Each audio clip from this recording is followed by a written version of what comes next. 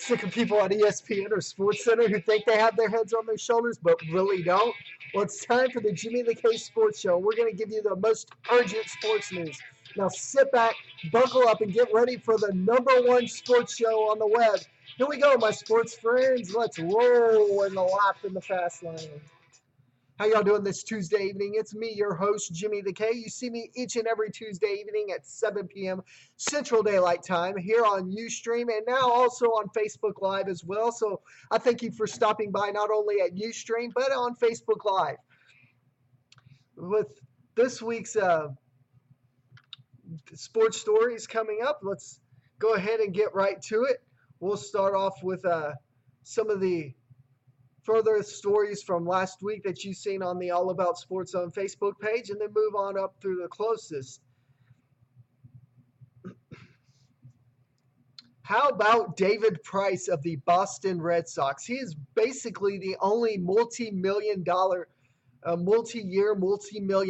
pitcher out there right now, performing at the pace and performing at the way that the organization expected him to perform, whereas the other pitchers that got multi-year deals and multi-million-dollar deals like Zach Greinke and others, top free agents, are kind of on the back burners right now. They're kind of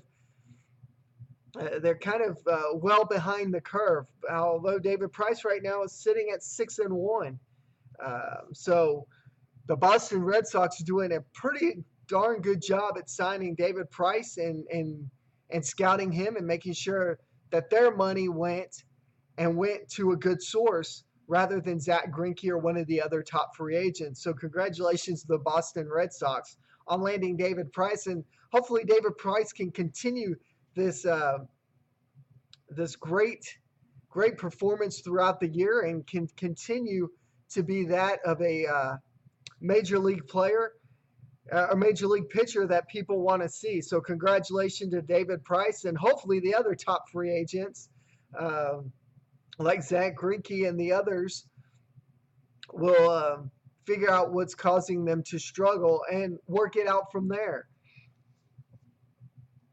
So congratulations to the Boston Red Sox.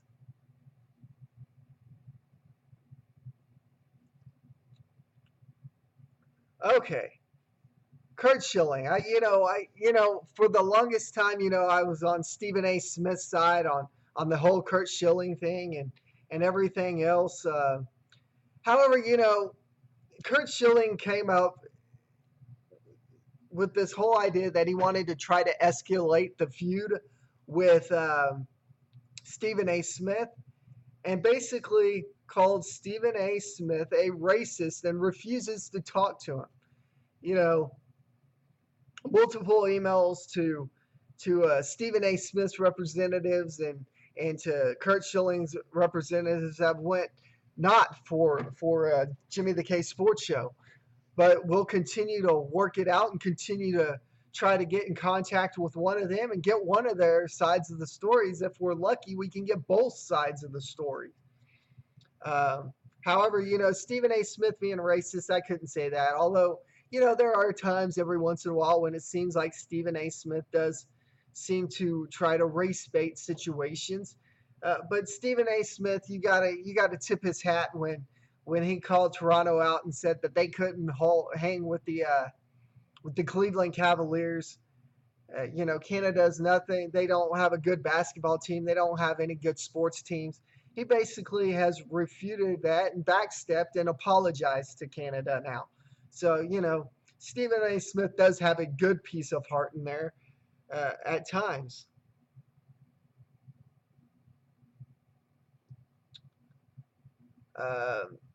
Many of y'all saw the special report that I did, I believe it was last Thursday or Friday. I don't know. I believe it was Friday of last week. I did one Thursday and then Friday of last week as well, as the Rangers announced that they have plans for a new ballpark. The team owner claims that by April of 2021, they'll be playing ball in this new retractable roof stadium. Some of the comments to the page, I definitely want to read some of the comments to the All About Sports Zone page, as we got comment after comment here from viewers to this show. I'm going to read them, and I'm going to give credit where credit is due. Uh, it was reported at first that it was a $900 million stadium. That was the cost was going to be split between the team and the city.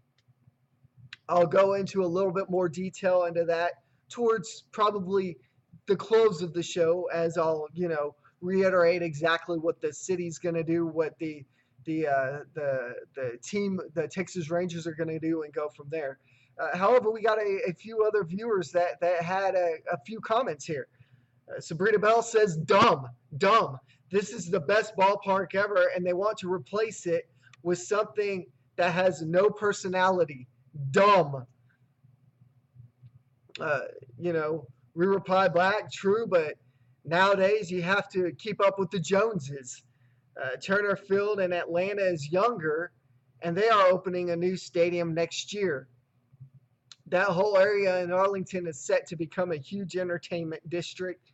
And there was more banter here as Sabrina Bell replies, it can still accommodate everyone just fine. It is still a very cool stadium. I would hate to see it go. I'll get into a little bit more of that towards the close of the show as well, whether we'll see it go or whether we'll see it stay. Kevin Lloyd, a loyal viewer of the show as well. Kevin Lloyd says, if they want a new dome stadium, just rent the one down the street. It has plenty of room in it. The ones needing dome stadiums are those teams that start the season playing up north where it is cold and snowing. Texas heat is just part of the game. I totally agree with Kevin Lloyd there, as Texas heat is just part of the game. Coy Greer just reiterates that in this new stadium that he's going to miss the fireworks show, and quite definitely you will miss fireworks shows.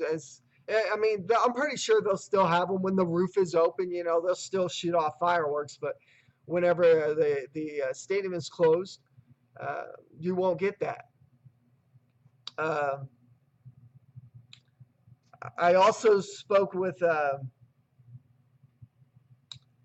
representative with the Texas Rangers that I'll reiterate towards the end of the show as well, as I get a little bit more into this. Have her a take on the thing. I had an email. I have emails out to the mayor of Arlington, Jeff Williams. None have been replied to yet, but I'll continue to hammer them with the whole idea of this new ballpark in Arlington here. On the baseball side of the coin, we just learned as Ranger fans yesterday that Josh Hamilton is out for the end of the season. He had season-ending knee surgery that will knock him out, keep him out for the remainder of the season. And Shin-Soo Choo came back from a rehab assignment, I believe it was Monday or Sunday or Monday, and he retrieved his hamstring. He's back on the DL as well. A couple purchases. We saw Joey Gallo's purchase be contract be purchased from AAA. So we're going to see some of Joey Gallo, and we'll see some minor league players move on up as well. But this is nothing surprising as Josh Hamilton continues to be a medical concern. 2010, 2011 was his best seasons. Those seasons are behind him. Thank goodness the Texas Rangers are only paying a small portion of this contract, because for this year and next year, the Anaheim Angels or Los Angeles Angels of Anaheim are responsible for Josh Hamilton's contract. So that being said, thank goodness we're not paying for it. Biggest news out of the Metroplex came as of yesterday. We learned yesterday that Yu Darvish, who has been out from Tommy John surgery since last year, will return, make his debut in a little bit over a year for the first time this Saturday at 6:15 against the Pittsburgh Pirates. They'll be playing there in the Globe Life Park in the city of Arlington. So congratulations to Yu Darvish, and hopefully, Yu Darvish comes back to form, and the Rangers have that 1-2 punch of Cole Hamels, Yu Darvish, and then you add the, Kobe Lewis's ERA. You add um, the ERA of Cesar Ramos. Derek Collins is an ERA that's a little high. Martin Perez, his ERA is a little high.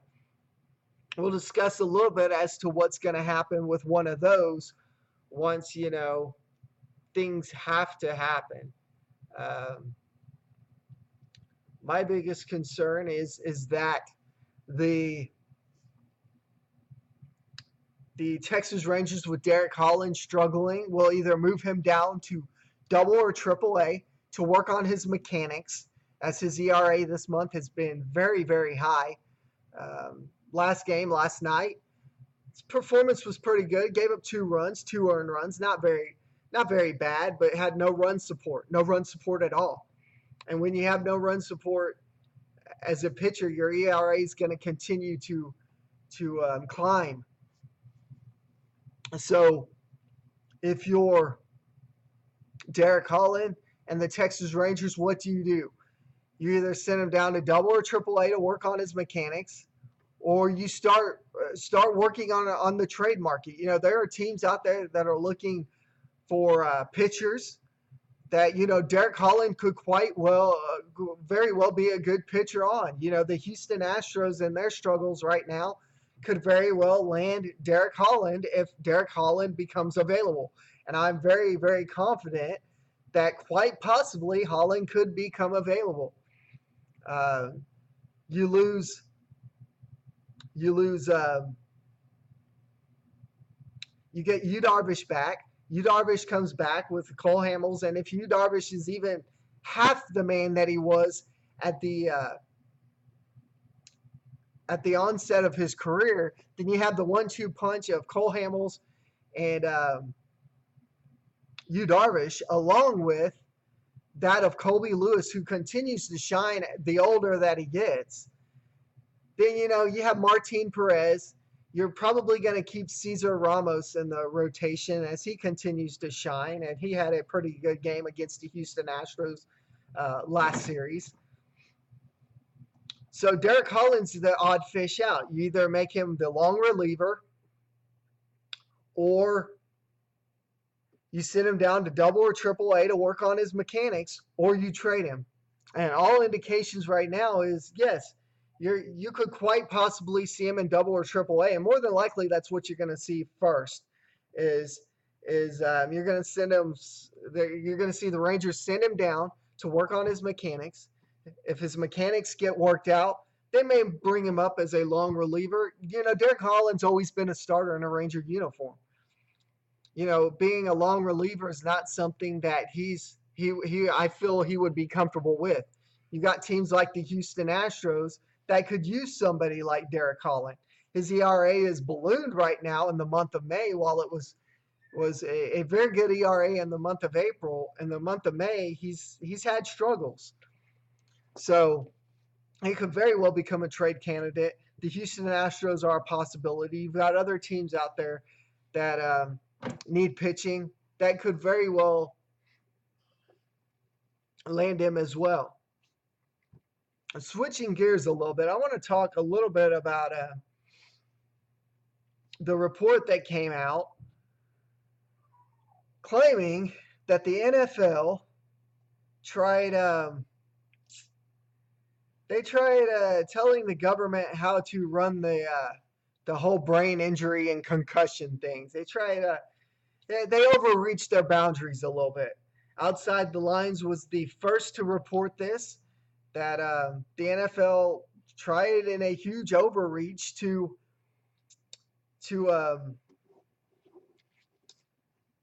try to influence the study on football and brain disease. I've never once played football. Okay, I played touch football, flag football, everything in the world except tackle football. So I could not comment on brain injuries. Do I have friends that have played in the past? Quite possibly. Yes, I have. However, could I say that football and brain disease are linked? No, I couldn't say that 100% sure that they are linked. However, I do think that the NFL did overreach their bounds when they tried telling the government how they should report this. So that's my 2 cents on the NFL there and the overreach. Now, back on to the ballpark here, the new dome ballpark in the city of Arlington. I want to go over some of the bullet points. I won't necessarily go over all the bullet points. I've got blueprints on the All About Sports Zone page.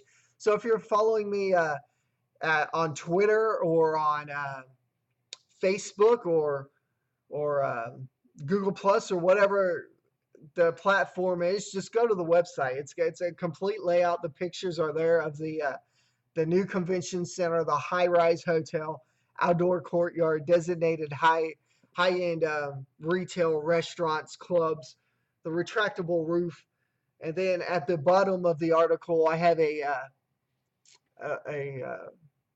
proposal of the new dome stadium for the Texas Rangers ballpark.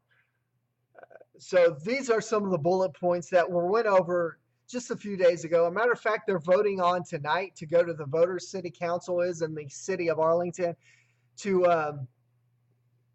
put it out for a vote November 11th, November 8th, whenever election night is. I'm pretty bad at that. I should know, shouldn't I? But these are some of the bullet points. Mayor Jeff Williams said the following: city council meeting was set for tonight. You have the existing sales tax is going to pay for the city's portion of the ballpark. What does that mean?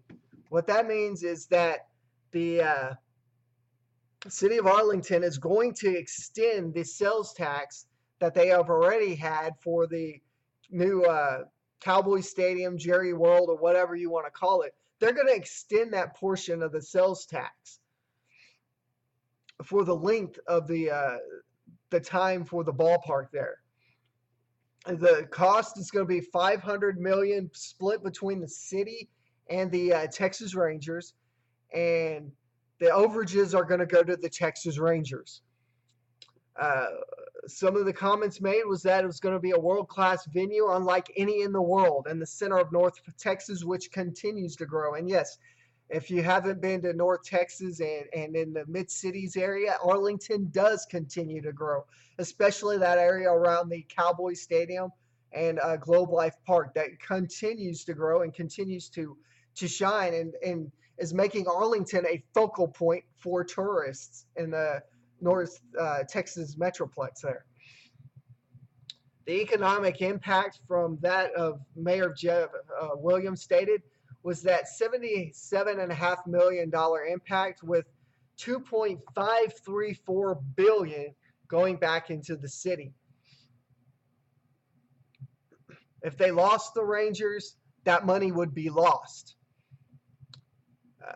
Both the Rangers owner Ray Davis and the city of Arlington basically said new technology is one of the reasons for the new ballpark. You've got Texas Live, which is phase one of the project, will break ground fall of 2016. You'll see the layouts on the All About Sports Zone Facebook page, the All About Sports Zone Facebook page. If you'd like that. Or the website, you can go to www.screamerproduction.wix.com/allaboutsportszone and click on the link that says Rangers announce new ballpark. And from there, you can see the proposals in both pictures, the top and the bottom of the article.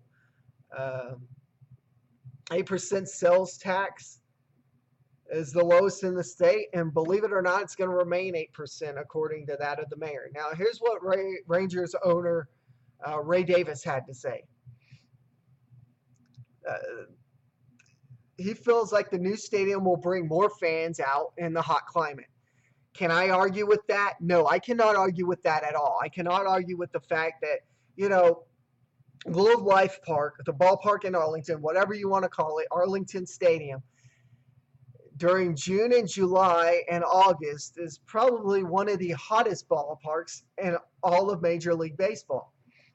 Having a retractable roof increases attendance, increases the fact that people will come out knowing that, you know, you've got the roof closed in the heat. The players aren't playing at 120, 130 degree heat there and dying.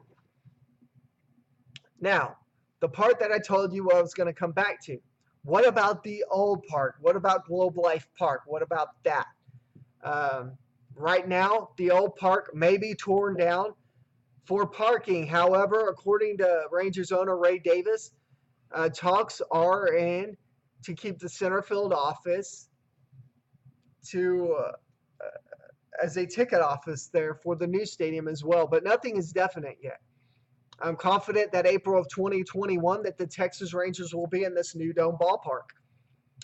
He continues to say this is the best organization with the top executives down to the ticket office, more money for free agents and building their own talent as well. It'll attract better venues, concerts, all-star games, etc. One of the biggest things Ray Davis said was a big problem for the Texas Rangers was the fact that during the ACMs or the ACM Awards that was done there at Cowboy Stadium this past year, or this year, this past year, a lot of the outdoor concerts were done there at Globe Life Park. So, you know, you have these concerts at Globe Life Park. It's very hot in that time of year. You know, they could get more people out. They could get more concerts, more venues, more artists to book as well. It will make Arlington the center of attraction to tourists. And right now it continues to grow as being the center of attention or of attraction for tourists. New stadium would reportedly, according to Rangers owner Ray Davis, would reportedly have 42 to 44,000 seats. Now, I tried to contact the office of Jon Daniels. I got a hold of a Rangers executive there by the name of Linda, who's Jon Daniels' secretary. That I asked her this simple question: what are your thoughts on the new $1 billion stadium? And she said, and quote, this is quote from Jon Daniels, Jon Daniels and top executives from ownership are excited about the Texas Rangers and the city of Arlington's deal to bring a new stadium to the city and entertainment district as well. But unfortunately, Jon Daniels could not personally tell you this over the phone because he's in the middle of preparing for the draft. However, he wanted me to reiterate this message to you. So I thank Linda, which is the secretary to Jon Daniels, for being so diligent and for answering that question for us.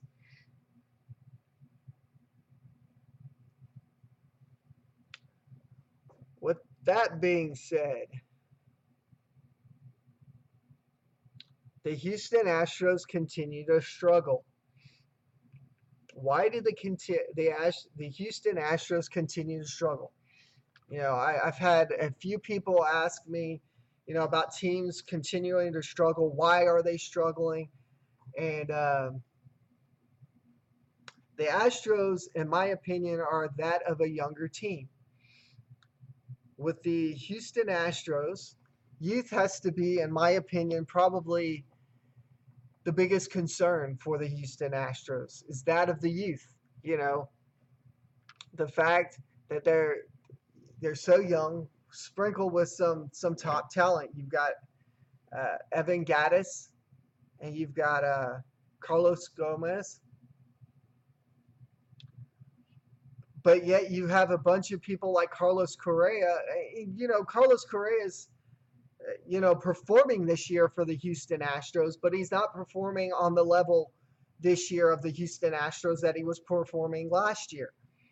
This is, in my opinion, this is what's wrong. We got Carlos Correa having a sophomore season, and this is something that I could foresee happening to Nomar Mazara of the Texas Rangers if he has to play the whole season for the Texas Rangers. A lot of teams, or a lot of these young players, come up as rookies, and that half season, 3/4 of the season to a full season that they play, they tear up the league, and you're going, wow, this is going to be a great player. Then that next season comes about, and you're going, uh-oh, what happened? It's the typical sophomore season. You look at most major league players, they have that sophomore season. They come in that rookie year.